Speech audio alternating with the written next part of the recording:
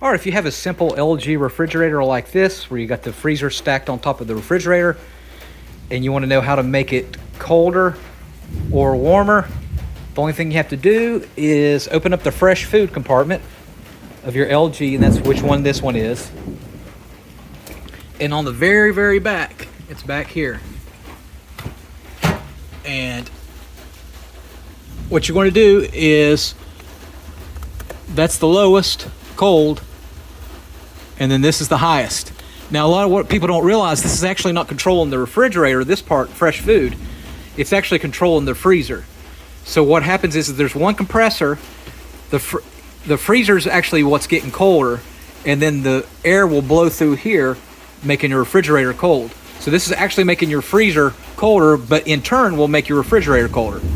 But you really want to keep it about medium. But if you need to make it colder, of course, go to your right. If you need to make it a little bit warmer, go to your left. All right, thanks for watching. Make sure you subscribe. And if you're curious about what model this is the LT18S1200S. All right, thanks for watching. Make sure you subscribe.